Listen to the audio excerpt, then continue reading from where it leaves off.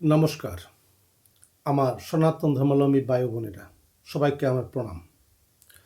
আমি খুব মর্মাহত হয়ে দু একটা কথা বলার জন্য আসছি। প্রথমত কথা হলো যে যারা স্বীকৃতি দিয়েছে, যারা নিজের মুখে বলতেছে যে আমি পুলিশ হত্যা করেছি, আমরা থানা জ্বালিয়েছি, আমরা আগুন দিয়েছি বা মেরেছি, জুলাই থেকে এই পর্যন্ত হাজার হাজার, গত বছরে 19শে জুলাই 2024 এই আজকের দিন পর্যন্ত হাজার হাজার হিন্দু লোককে হত্যা করা হয়েছে, বাড়িঘর জ্বালানো হয়েছে, তাদেরকে ট্র্যাপ করা হয়েছে, নানানভাবে তাদেরকে আপনার হাওলাতের কথা বলে টাকা নিয়েছে, থ্রেট দিয়ে না দিলে ঝামেলা হবে সেটা দেন। মানে একটা হিন্দু লোককে অত্যাচার করার মতন অসংখ্য রকম পদ্ধতি তারা বের করে রেখেছে এবং করছে, এবং আমরা কিছু বলতে পারছি না এই কারণে যে আসলে আমরা বাংলাদেশের থেকে কোথায় যাব। এই সমস্ত নানান কারণে আমাদের মাতৃভূমি ছেড়ে আমরা যাবোটা কোথায়? আমাদের তো যাওয়ার জায়গা নেই। অনেকের অনেক টাকা পয়সা আছে, তারা হয়তো বিদেশে থাকে। তো সবার তো মানে বিদেশে থাকার মতন টাকা পয়সা নেই, ফ্যামিলি নিয়ে যাওয়ার মতো অবস্থা নেই। কিন্তু আমরা যারা আছি, যারা যেমন আমি বিদেশে থাকি, তাই কথা বলা সাহস পাচ্ছি। মানে বাংলাদেশ তো মানে মুখে কথা বলার জন্য লক করে দিয়েছে ডক্টর মোহাম্মদ ইউনূস, লক করে দিয়েছে সকলকে এবং তার সাঙ্গপাঙ্গরা। আমার কথা ওইটা নয়। আমার কথা হলো যে মানে কথা বলা যাবে না, এটা তো সত্য বাংলাদেশে এখন। আর মিডিয়া তো চলছে তার মতো করে, মানে যা স্ক্রিপ্ট লিখে দিচ্ছে তাই করতেছে। কিন্তু আপনারা কি প্রমাণ করতে চাচ্ছেন? আমরা কি দেশের নাগরিক না? আমাদের সাথে এমন বৈষম্য কেন? আমাদের সাথে এমন বৈষম্য কেন? কী অপরাধ করেছি আমরা? আমরা সনাতন ধর্মাবলম্বীরা সকল সময়ে আমরা অহিংস মতবাদী বিশ্বাসী। কারণ আমাদের মতবাদগুলা মানে মারকাট মতবাদ আমাদের মধ্যে নেই যে মানে মারকাট করো।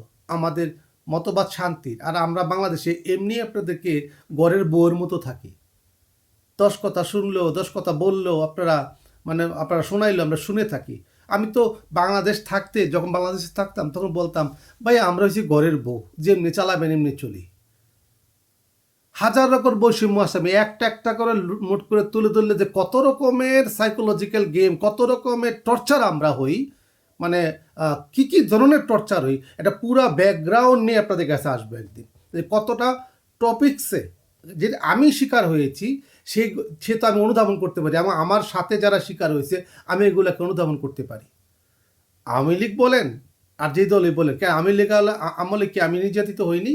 আওয়ামী লীগদের হাতে নির্যাতিত হইনি? সনাতনীরা সবসময় নির্যাতন শিকার বাংলাদেশে। কেন?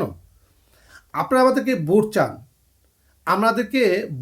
আমাদের কাছ থেকে, কিন্তু আমাদেরকে নির্যাতন করেন। আপনারা যখন বিরোধী দল থাকেন আওয়ামী লীগ, তখন মনে করেন যে আমাদের হিন্দুদের এই 8-10% ভোট আমাদের অত্যন্ত প্রয়োজন, কারণ এটা বড় সংখ্যা, এটা একটু সংখ্যাটা বড়, কারণ এই বড় সংখ্যার ভোটটা আমাদের প্রয়োজন। যদি তাদেরকে আমরা আলাদা করে জনপ্রতিনিধি তৈরি করে দিই, তাহলে আমরা এই ভোটটা পাবো না। তাইলে তারা যেখানে খুশি সেখানে মুক্ত মনে পথ চলতে পারবে, যেই দল সে সিলেক্ট করতে পারবে, আমরা দর কষাকষি করতে পারবো, আমরা আমাদের অধিকার আদায় করতে পারবো। এই সমস্ত যাতে অধিকার আদায় করতে না পারি, তার জন্যই তো 17 বছর ক্ষমতায় ছিলেন, 15 বছর ক্ষমতায় আমরা ছিলাম। আমি লিখতে আমিও ছিলাম, কিন্তু আমাদের সনাতনীদের কোনো ভাগ্যের পরিবর্তন ঘটেনি, কোনো ভাগ্যের পরিবর্তন ঘটেনি। আমরা সবসময় নির্যাতিত, আমরা সবসময় আমরা নির্যাতনের শিকার হয়ে আসছি, নানান ট্র্যাপে, নানান কৌশলে। আমি পুরা কতটা কৌশলে তারা আমাদেরকে এই এই সম্প্রদায়ের লোকগুলো আমাদেরকে আক্রমণ করে সেটা আমরা বলবো। এটা যারা আক্রমণ করে তাদের সংখ্যা কিন্তু অনেক বড় না। অসংখ্য ভালো মুসলমান আমি দেখেছি, অসংখ্য ভালো মুসলমান যারা আমাদেরকে সেভও করে। একটা সম্প্রদায় আমাদের আঘাত করে, একটা যারা তাদের তো টেন্ডেশন আকাঙ্ক্ষাই থাকে যে তারা আমাদেরকে আঘাতটা করবে বা কিভাবে আমাদেরকে ট্র্যাপ করবে, কিভাবে আমাদেরকে বিদ্বেষ আমাদের ভিতরে আমাদের ক্ষতি করবে, নানান প্রকার তাদের একটা তারা চালিয়ে যাচ্ছে, এখনও চালাচ্ছে। আমি বিদেশে বসে আছি, আমাকে বিদেশে বসার পরেও আমাকে মারার হুমকি দিচ্ছে, আমাকে মেরে ফেলবে, আমার ফ্যামিলিকে মারবে, নানান ধরনের হুমকি দিচ্ছে। আমি একটা মানে আমাকে মানে কল করে দেখাচ্ছে, আমি আপনাকে দেখাচ্ছি, আপনারা কেউ দেখেন তো এই লোকটাকে চিনেন কিনা, এই সেই লোকটাকে চিনেন কিনা একটু দেখবেন। এই যে নাম্বার, এই নাম্বারটাও চিনে রাখেন। উনি আমার ফ্যামিলিকে আমাকে বলতেছে যে আপনি তো দেখেন, বালা করে দেখেন, এই লোকটাকে বালা করে দেখেন, এই যে নাম্বারটা বালা করে দেখে রাখেন। উনি আমাকে বলতেছে যে আপনি বিদেশে আছেন কিন্তু আপনার ফ্যামিলি বাংলাদেশে আছে না, এমন অনেক আমাকে হত্যা করার, মেরে ফেলবে, নানান ধরনের আমাকে হুমকি দামকি দিয়ে যাচ্ছে। ভাই, দেওয়ালে পিঠ থেকে গেছে, হুমকি আর কি দিবেন, মরতে তো হবেই একদিন, মরতে তো হবেই একদিন। তার জন্য আর মরার ভয় পাই না, তার জন্য ফেসবুকে আসছি কথা বলি, আর ইউটিউবে আসছি কথা বলি। মরার আগে কিছু বলে যাই আপনাদের সম্বন্ধে, আপনাদের চরিত্র সম্বন্ধে বলে যাই।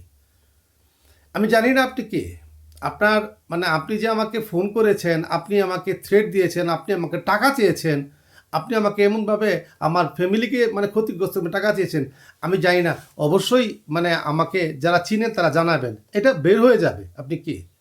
এমন অনেকগুলো আছে, আমাকে তারা হুমকি দামকি দিচ্ছে, কথা বলতেছে যে আমি যেন ফেসবুকে এসে কথা না বলি সনাতনীদের পক্ষে। কেন ভাই?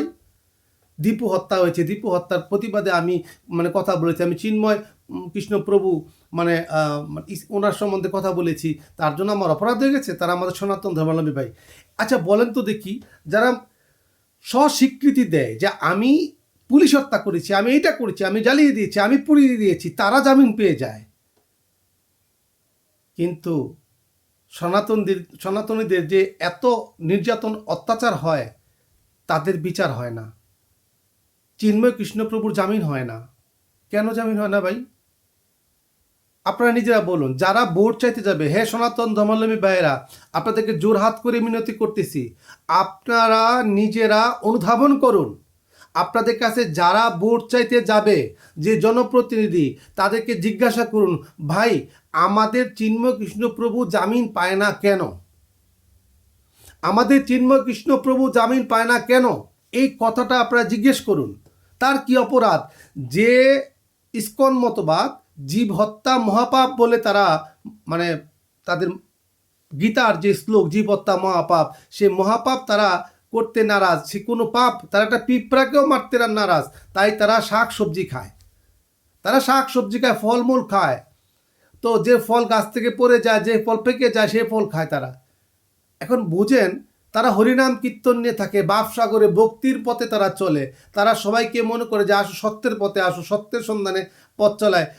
তারা সনাতন ধর্মাবলম্বীদেরকে পথ শিখায় যে জীব হত্যা করো না, আমাদেরকে পথ শিখায়, আমাকে শিখিয়েছে যে জীব হত্যা করো না, মানে তুমি একটা মুরগি কেটে খেও না, একটা মানে মাছ তুমি খেও না, এটা জীব, এটা মানে ঠিক না, এটা পাপ, মহাপাপ। সেই ইসকন, সে চরম সন্ত্রাসী। ভাই সন্ত্রাসীটা কি করলো? কি করলো? নানান মতবাদের পতাকা লাগিয়েছেন, আছে আমার কাছে ভিডিওগুলা, দেখতে চাইলে সেটাও দেখাবো, সমস্যা নাই, আপনারা কমেন্টস করেন, দেখাবো। কিন্তু আপনারা যারা সনাতন ধর্মাবলম্বী ভাই আছেন, দীপু হত্যার থেকে শুরু করে সমস্ত হত্যার বিচার চাই।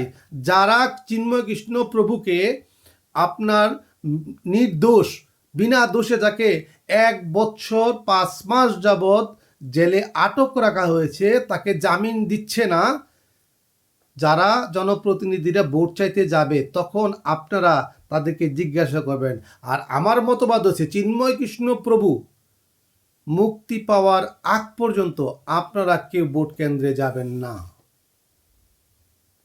কারণ তিনি আমাদের সনাতনীদের স্বার্থ রক্ষার জন্য কথা বলেছেন। তিনি আমাদের সনাতনীদেরকে ভালো করে বাঁচার জন্য, যারা আমাদের মাতৃভূমি বাংলা, বঙ্গ মাতৃভূমি, যেখানে আমরা সৃষ্টি হয়েছি, সে মাতৃভূমিতে আমরা মুক্ত মনে কথা বলতে পারি, আমরা আমাদের অধিকার নিয়ে বাঁচতে পারি, সে কারণে কথা বলেছেন, আমাদের জন্য লড়েছেন, এই সনাতন ধর্মাবলম্বী ভাইদের জন্য লড়েছেন। আমি বিশ্বাস করি আপনাদের ভিতরে যদি এক বিন্দু পরিমাণ রক্ত থাকে, আপনাদের ভিতরে যদি এক বিন্দু পরিমাণ যদি বিবেকবোধ থাকে যে আমাদের জন্য লড়েছে, আপনারা অবশ্যই অবশ্যই এই ভোটকে আপনারা বর্জন করবেন। চিন্ময় কৃষ্ণ প্রভুকে আপনার মুক্তি দেওয়া না পর্যন্ত এবং আমাদের সনাতন ধর্মাবলম্বীদেরকে যদি আমাদের অধিকার, আমাদের পূর্ণাঙ্গ রাষ্ট্রীয় অধিকার আমরা না পাই, তাহলে আমরা এই ভোট কেন্দ্রে যাব না। এই হোক আমাদের প্রতিজ্ঞা। যদি আপনারা যদি যারা সনাতন ধর্মাবলম্বী ভাইয়েরা, আপনাদের সমস্ত সনাতন ধর্মাবলম্বী ভাইদেরকে আমি বলছি, যারা কথা বলতে আমাদের জন্য, সনাতন ধর্মাবলম্বী ভাইদের জন্য আপনারা ঘরে চুপ করে বসে আছেন, একদিন আপনাকেও ধরবে। এমনি তাদের দেখেন আপনাদের কত পার্সেন্ট, আমরা 28% থেকে নেমে আজকে আমরা কত পার্সেন্টে আসছি, আর সব জায়গায় বেড়েছে, আমাদের জায়গায় কমেছে, শুধু 2-3 রাষ্ট্রে কমেছে, আর সব জায়গায় সনাতন ধর্মাবলম্বী বেড়েছে। কেন? আমাদের কি বাচ্চা কাচ্চা হয়নি? আমাদের কি আমাদের পূর্বপুরুষের বাচ্চা কাচ্চা হয়নি? কেন দাদাদের বাচ্চা কাচ্চা হয়নি? আপনাদের কি কারো বাচ্চা কাচ্চা হয়নি? আমরা বাড়ি নেই কেন? কমেছি কেন? প্রশ্নটা কোথায়? কি হয়েছে? কারণ আমাদেরকে বারবার আমাদেরকে বোঝা হয়েছে এই দেশ তোমার না, এই দেশ তোমার না, এই দেশ তোমার না। বারবার আমাদেরকে আঘাত করা হচ্ছে। আমার বোনের বাড়িতে এখনও ইট পাটকেল ছুটছে, এখনও আগুন দিচ্ছে। আমার বোনের বাড়িতে গত 2 দিন আগে আমার বোন কান্নাকাটি করে আমাকে বলেছে। আপনারা বলুন তো দেখি কেন এগুলো হচ্ছে? কেন আমাদেরকে বারবার টার্গেট করা হচ্ছে? কি অপরাধ করেছেন আমরা সনাতনের? কি অপরাধ করেছি?